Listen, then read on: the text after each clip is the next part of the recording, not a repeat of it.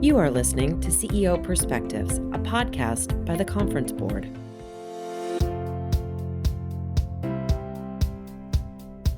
Welcome to this episode of CEO Perspectives, a signature series by the Conference Board.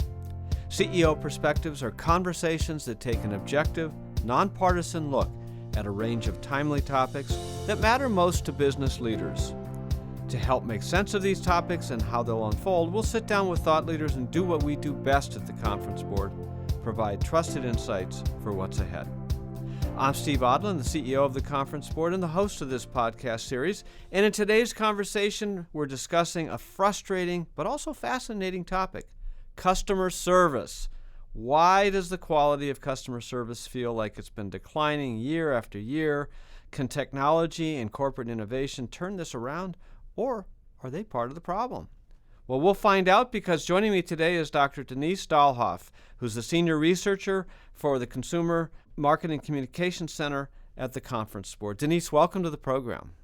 Thank you so much and great to be here. So Denise, you've taught marketing and customer service at universities, you've researched it, you've experienced it as a consumer. What is going on in this country? Well, overall, people's satisfaction with customer service has really deteriorated. America actually used to be known as the country where the customer is king, but that doesn't seem so much the case anymore, at least lately. So, for example, the American Consumer Satisfaction Index is at a record low right now, and this has been running for 30 years. So this shows you the gravity of the issue. And you might also have noticed all the headlines, in the press, in addition to our, personal experiences. And there's also a really interesting study by the Arizona State University. They have been tracking this for almost 50 years as well. How customers feel about, the services they receive. And they also found right before the pandemic or right when it started that, people's satisfaction was at a record low. In fact, they call it the rage index because so many people were so upset. They found that 66% were either extremely or very upset with any services they received around a product or service purchases. So it's really bad. And, in the 70s, that was about half of the amount of people. So there has been truly a trend. Well, so, we think of this since the pandemic and all the supply issues and the labor shortages, we kind of think of it as, caught up in all of that mess. But you said this has been tracked for 30 years and we're at a 30-year low. So this is not a new thing. It's not a brand new thing. It has deteriorated lately, but it has been customer satisfaction has been sort of stagnating / declining for the last decade approximately.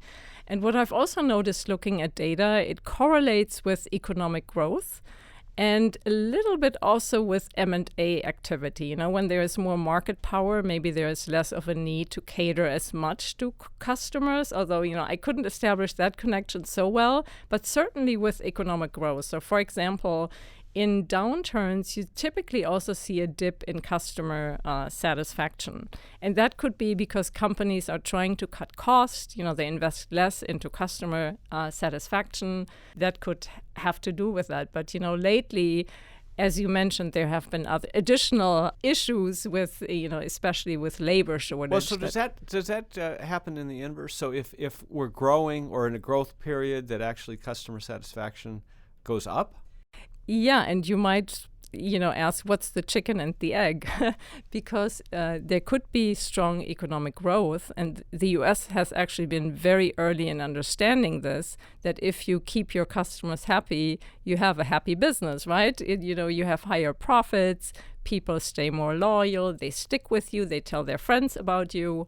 So this could actually be the economic growth could have been powered by happy customers. Yeah, but it seems more like the other, which is that people have probably cut back. But it just seems so obvious that you can do better as a business if your customers are happy. I mean, why do you exist as a business if not for the customers? And so, you would think that regardless of the situation, people would have that at paramount in front of their minds. it is true. This is exactly what Peter Drucker said. You know, the company essentially exists to create a customer. And also in our conference board research, we have found, you know, that we do every year with CEOs and other members of the C-suite, that they still consider the customer the number one stakeholder, although other stakeholders like employees, for example, have caught up. Yet still, you know, there are, you know, many factors, right, especially in the last couple of years or maybe 3-4 years, that have contributed to make customer experience worse. Well, let's talk about this multi-stakeholder world, because you started and you said, you know, the customer is king or queen. Essentially, you know, that's the reason the company exists. I mean, this is what, you know, marketing professors taught, you taught, and advocated, and you know, we heard all the time. But now we're hearing that we're in a multi-stakeholder world, so customers, employees, owners, the community, the suppliers, the environment. You know, could it be that we just have so many mouths to feed that the customers have sort of slipped in the order? Yeah, you could think that, but I rather think that the importance of the other stakeholders has increased. And it's not a matter of not paying as much attention to customer. I actually think that businesses think a lot about this. In fact, we probably all have noticed, you know, there are more customer satisfaction surveys. Every time you interact with a business, you pretty much get a survey. So they are tracking it actually really accurately. They even want to know what exactly did you like and did not like. So it's not a matter of that, but I think it's utilizing all that information. And, you know, there's a serious labor shortage for sure. And also companies have used technology much, much more. And while that is generally a good idea, it has also not worked out so well to keep customers happy. Yeah, but have you ever noticed on these customer surveys that, you know, if you ever have a bad flight, they never ask you to fill out a survey. But if everything goes well, then they'll say, oh, would you be willing to fill out this survey? Or you go to get your car fixed and they say, well, we want all 10s and our bonus depends on it. So please give us all 10s. And if you're not, let's talk about it before you fill out the survey. So how much of this is manipulated? Well, you know, I don't know about that. You know, I want to give the businesses the benefit of the doubt, but you know, certainly I've also heard that service representatives are actually compensated or have at least a small bonus component, you know, of their pay on, you know, on based on how happy their customers are. Yeah, is that a good thing? Compensation based on customer happiness? I do think, you know, there is something to be said about that, because otherwise, if you're not, you know, if there's no incentive really, I think it's a good idea, at least to have a somewhat variable pay. You know, I also wonder if this is somewhat generational, you know, and you and I have talked about this, and I don't know how empirical, you know, the evidence is on it, but it just seems like, you know, we've gone from a more formal generation, you know, social approach to things to a less formal, you know, and I wonder if that lack of formality and, you know, the generational interface and social media and the way people interface very casually has sort of, you know, brought customer service down because it's less formal and it's less practiced and it's, you know, there aren't the same kinds of training programs about, you know, how you should engage and so forth. Am I just making this up, or do you No, see it? I do think it's all of the above. I think there is definitely a generational component. I would also connect that to technology because younger generations grew up with technology. So even social interaction works through technology, right? And including social media. And we have all seen, you know, people outraged on social media and they bully people and they ghost people. It's not all this bad behavior that people sort of observe on social media and that, you know, might give some people a license to behave like maybe a little more poorly and, you know, even in real life. But I wouldn't blame, you know, the younger generation on that. I think it's just a different approach to things and maybe using technology. And keep in mind that this younger generation is now also in management positions. They make decisions on how is customer service run, right? So they might implement more technology instead of human beings. And, you know, that might not always be the best solution. And for interacting with an older generation that might create issues. Yeah, and you also have to bring the customer into this in terms of how they behave, because if customers were polite about things, it's easier for customer service people to be polite about things. But when customers are angry and unhappy and attacking, it puts the customer service or the retail employee or whatever business they're in, it puts them on the defensive rather than a better, more constructive engagement. Absolutely, I couldn't agree more. In fact, the outrage by people in recent years also has been, from my observation, at record highs. Like, of course, there's also more publicized, but customers not behaving appropriately, to what we talked about. They are also, seeing what's happening on social media.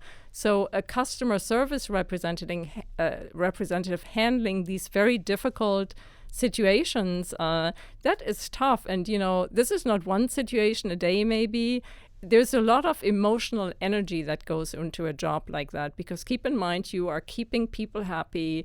There's also, in a service job, there's also a lot of humility involved, right? Like, you want to keep people happy. It's not about yourself. You might take the blame for your company for something that didn't go right.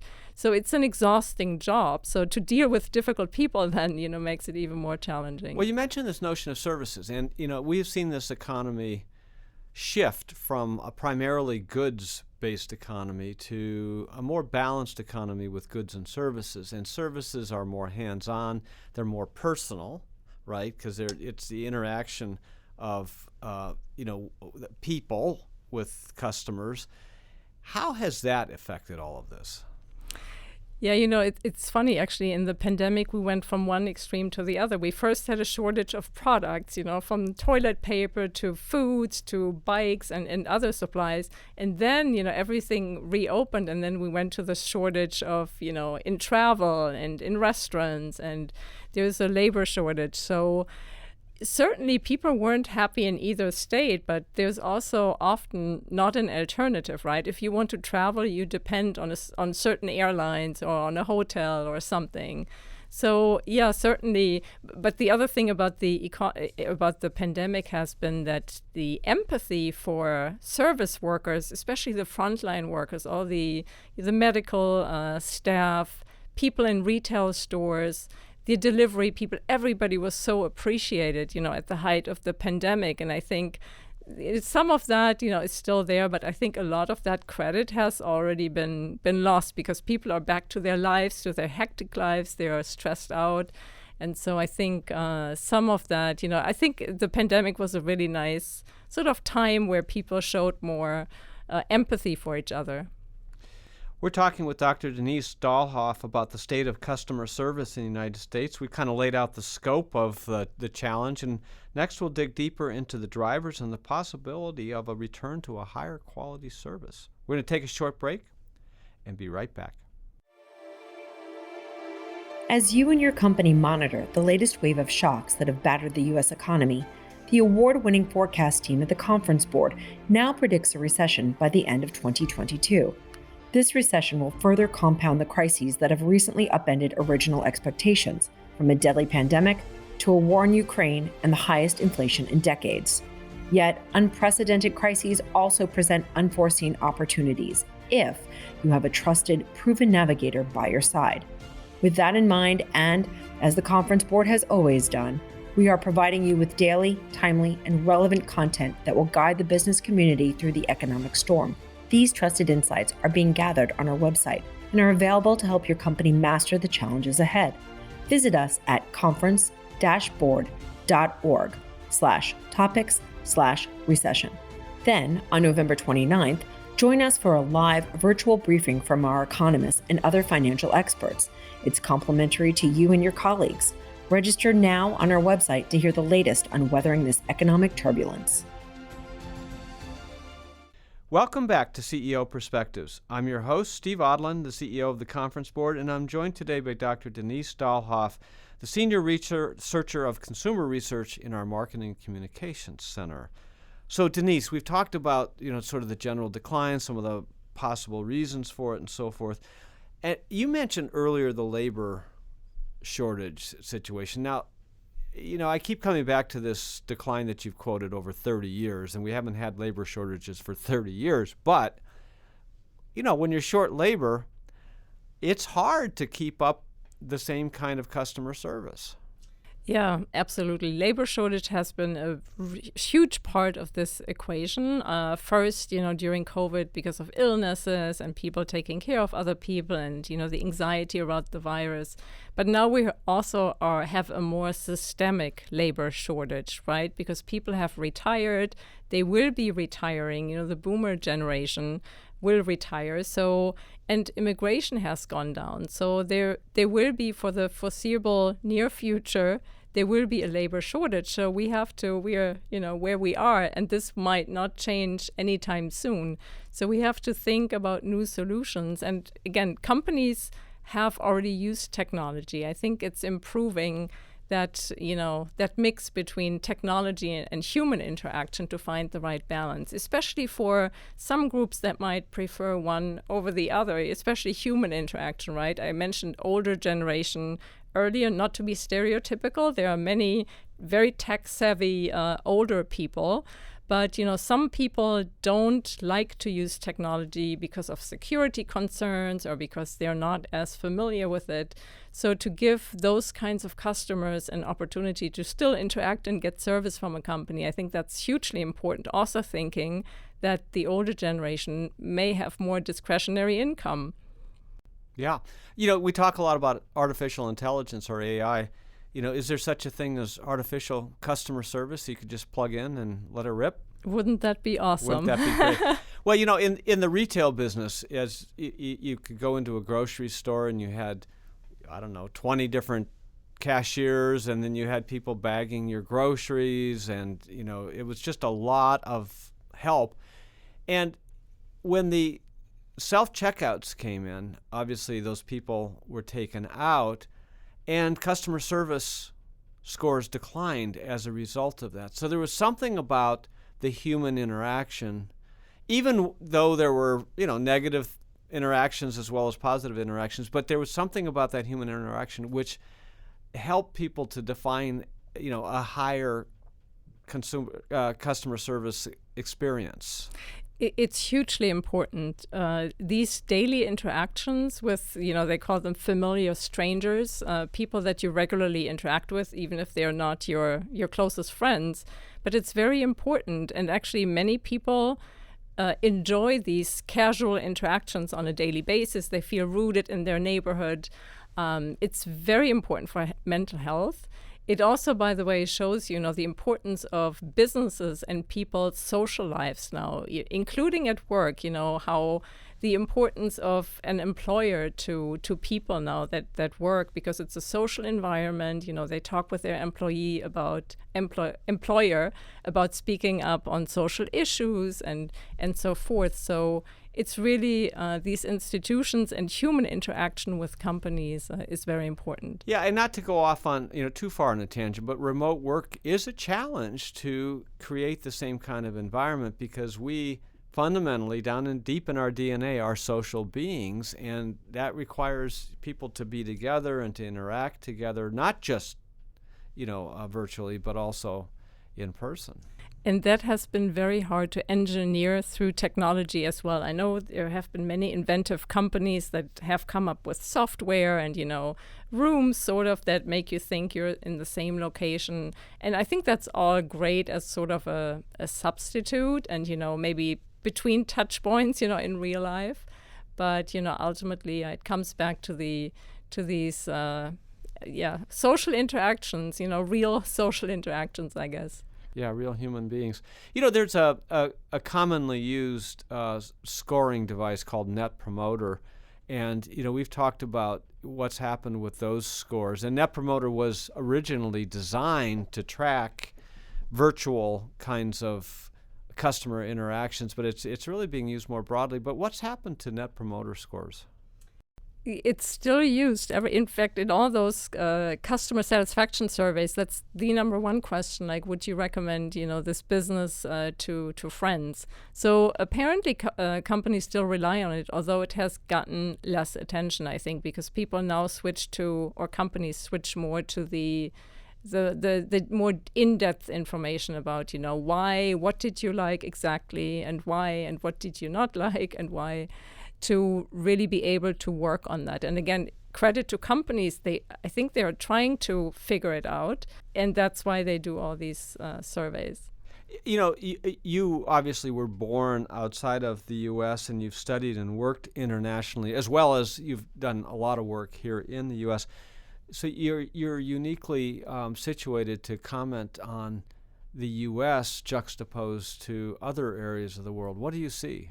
Well, again, not to be stereotypical, but I would say big picture, customers are probably getting more attention in the U.S. compared to, I can speak about Europe from, that's where I'm from. And it also depends when you compare countries, people's sort of preferences or requirements are very different. When you ask a U.S. customer versus a German or a Spanish customer, for them, different aspects of the customer service are important.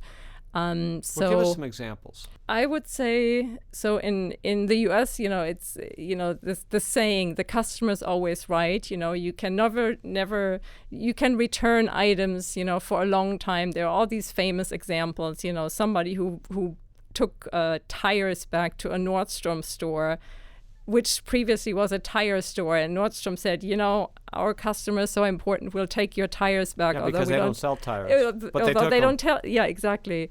So there are all these stories, and U.S. businesses that interact with consumers are usually very generous, and that is almost unheard of in Europe overall, I would say. In Germany, for example, customer service, I would say, the dependability, reliance, quality, human interaction, that really matters more still, I would say. Germany is not, in those customer interactions, not as advanced yet as the US. And about Spain, I can say they were heavily reliant on tourism. So they really have focused on, service in tourism. And a lot of, some service elements have been replaced also by technology. Like, for example, there's no, key anymore to get into an apartment or a room. You have like either an app or you get a code to let yourself into the room. And you sometimes, to your example of the grocery store with the robot and everything, there's no person anymore. You can have these ghost apartment buildings where there's nobody. Like, when you need help, you might be able to call a number, but so that takes the human interaction out of it. So it might be more efficient when it works, but it's also, again, what does the customer want? Like, is it important for them to humanly interact, or is it more important to them to have like a code that gets them into the building at any time of the day? If you would, you just talked about 3 countries. You talked about the U.S., Germany, and Spain. Are there any places where you would say this is the best customer service in the world or the worst customer service? And if so, what are the differences? I think I have examples from every country and really good ones. I mean, sometimes I recently, for a small business, I wanted to buy a gift card in Washington, D.C. for a friend, a local restaurant. And I thought, oh, my God, this is going to be a nightmare because it's not like a big chain where you buy a gift card and it's easily. So I was so worried about how complicated this might be. And it was literally a 5-minute thing. I call, the manager says, oh, no problem. I will hand deliver it even to your friend. No problem. And, he made an envelope. And so, you can be so surprised by, how great customer service can be. Or like recently, like an eyeglass store, it was so easy. They made it so seamless. And actually talking about this, customer experience, customers' expectations have grown a lot. It's not just that maybe the service delivery has suffered a little bit, but also people's expectations have increased so much because they have had such great seamless experiences online. There are no wait lines online. You have a ton of information. You can find out reviews. You have all the details on a product. You can search. You don't have to spend a lot of time in stores. So that has elevated people's expectations, interacting with a real store, with a real human being. So and that has also created new challenges for companies. Yeah. It just sort of also seems like the balance of power has shifted a little bit. As there are more and more people in the world, there's less supply. There's and again, coming out of the pandemic is fresh in everybody's mind, but you go into a restaurant and there's long lines, and it's you seem to hear no more than you hear yes, and in the customer service world, you always want to be able to say yes. So it's it's like the balance has shifted now. What will happen if the economy declines and that supply imbalance erased, and all of a sudden, the demand is lower than the supply? Do you anticipate customer service kind of ticking back up? It could happen because of that, to find a differentiator. Offering great customer service is a really good differentiator. Also, not to attract customers, but also to create a higher willingness to pay, because people are willing to pay for something that they really value, right? And we have heard of all these unsatisfied customers, apparently. So I think that could happen.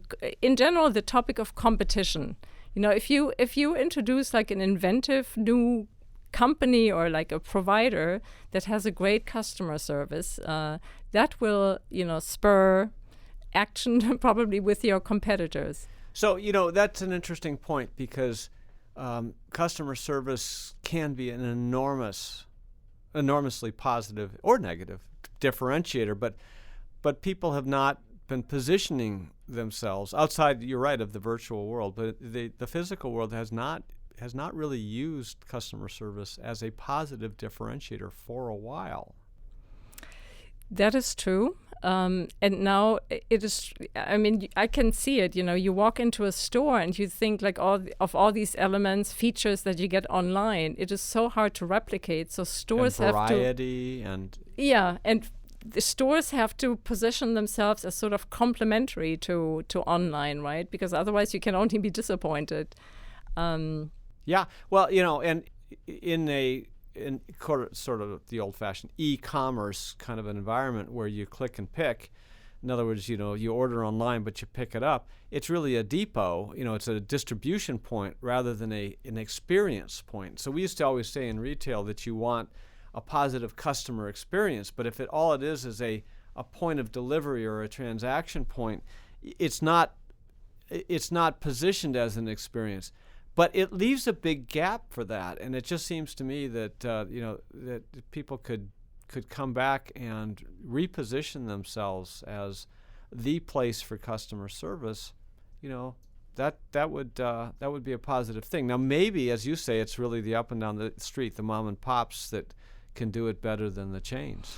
Well, maybe there is also, it can be done by a bigger company. I'm thinking of one specific example, and I'm hesitant to even mention names, but we all have seen how Amazon has reinvented the customer experience. Everything is so seamless and easy, and it's one click, and everything is just facilitated, all your interactions. So they're getting more into the healthcare space. So, think about reinventing that industry, because there are so many pain points, from getting an appointment to being at the office waiting and, getting your prescription and, everything before and after. People have complained so much, but imagine somebody like Amazon would put the Amazon, sort of format on that and reinvent the healthcare space. Yeah, it would be great if you could click and just get better with a click, huh? That would even be better. Yeah. Denise Dahlhoff, thanks so much for joining us today and describing the state of customer service in this country. It was great talking with you, Steve. And thanks to all of you for listening in to CEO Perspectives. Every week I'll be joined by a prominent thought leader to provide insights into the issues of our time. We'll cover the leading topics in economics, geopolitics, public policy, marketing, ESG, and more. Please share CEO Perspectives with your colleagues, with your friends, with your customers. I know that they'll love the service. I'm Steve Odland, and this podcast has been brought to you by the Conference Board.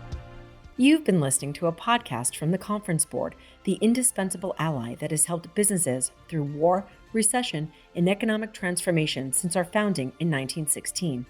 As recent unexpected economic challenges persist, you can find the latest and most trusted insights for what's ahead on our website. Please join us on November 29th for a live global virtual briefing from our award-winning economists and other financial experts. Get the latest thinking in how to best weather the economic turbulence by registering for this free briefing at conference-board.org/topics/recession.